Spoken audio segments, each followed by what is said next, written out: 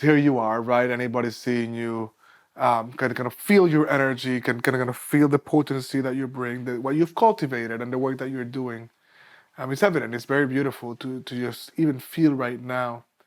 And I don't think people might not know that as like a Puerto Rican woman from Boston, like you've been an activist, or you still are an activist. You still have this call for justice. You just spoke about capitalism a minute ago, right? And we talked about the trauma in our community. And what can you tell me about that part of you? How do you hold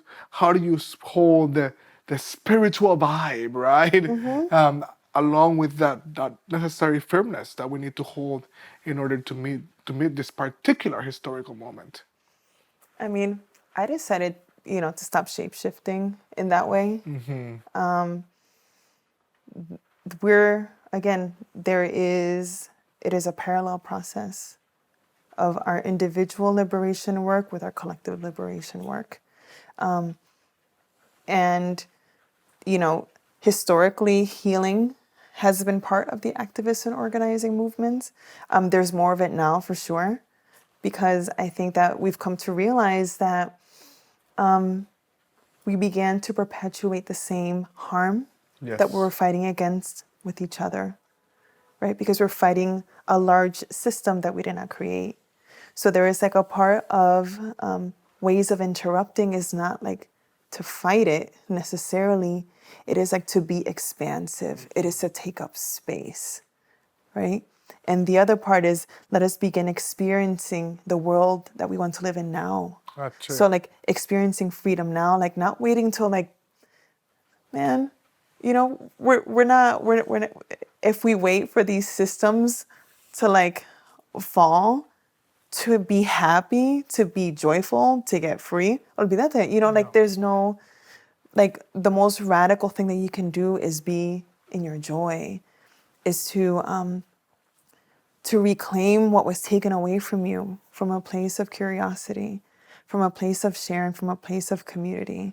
Like that's how healing happens. Yeah. And that's how liberation happens. Yes. Yeah. Yeah. I can only think about our ancestors, right? Enslaved, and yet finding something in themselves that could let them sing, that could let them dance, right? We Yeah. would not be here without that. We Yeah. would not be here without that. We were prayed into existence. And I and I Yes. and I and I think if you like really stop, and you see the memes and you see like all of these like, walk like you have 3,000 ancestors standing behind you. But like if you like stop for a second and like sit and feel the weight of that and the responsibility of that, Yes. and understand that the healing that you do in this body in this lifetime can ripple back to that original wound that we have inherited and will interrupt the cycle so our descendants don't experience that same thing. Yeah. I mean, there is the work. Oh, that's it. Thank you. All original people honor the ancestors, right? All of them. And somehow that tradition, you know, got like sublimated, right? And I really believe that the only way we can be the first generation that steals from the future, because that's what we're doing, right?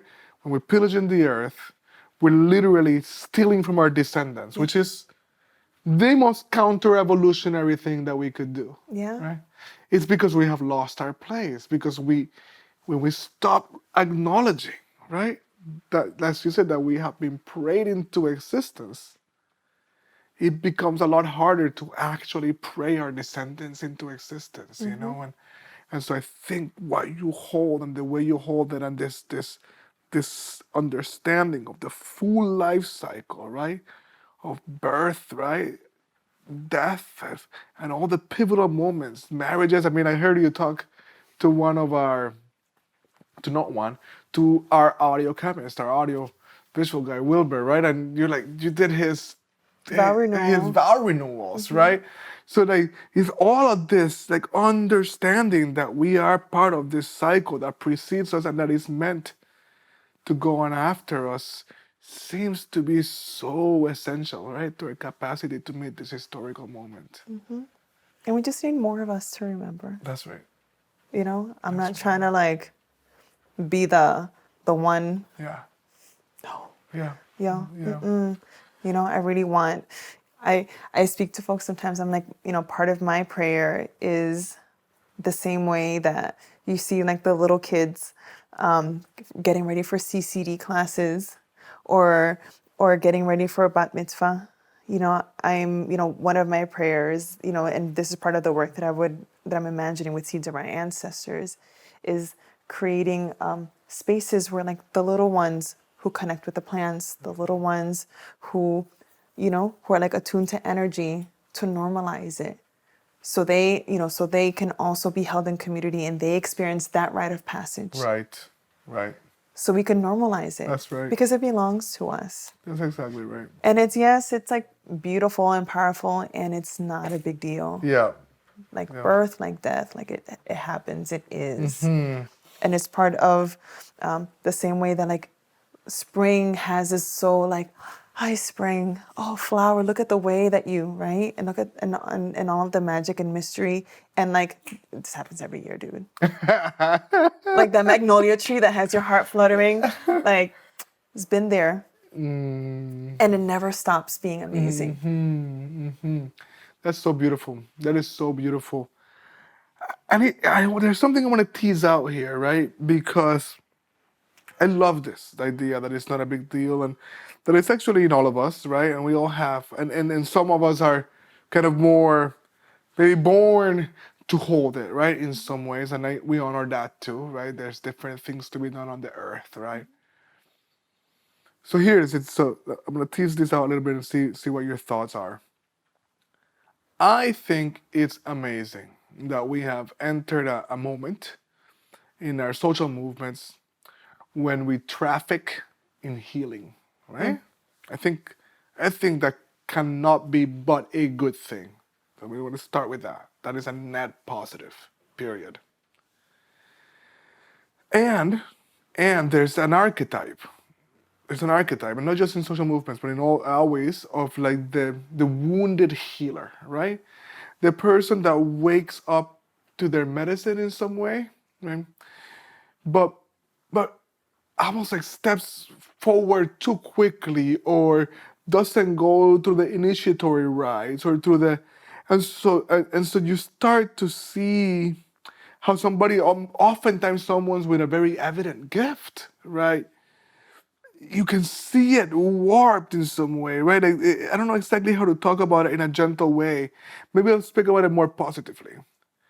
Recently I sat in ceremony with a healer that was so obviously holding a lineage that had so obviously dedicated years of her life, right, to holding that medicine.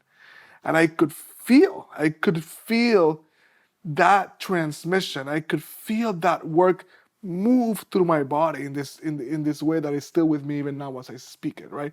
So that's the positive, right? Like that's what do you say to that? What suggestions do you have for folks that maybe are like waking up into their medicine, but might need to do a little self-tending? And not, I mean, we're always gonna be healing. It's not like, okay, Luana finished healing and now she can offer her medicine, right? Like that's not what I mean either. Do you get the nuance of what I'm talking Yeah. about? Though, like, can you help us work with that? You know, I feel like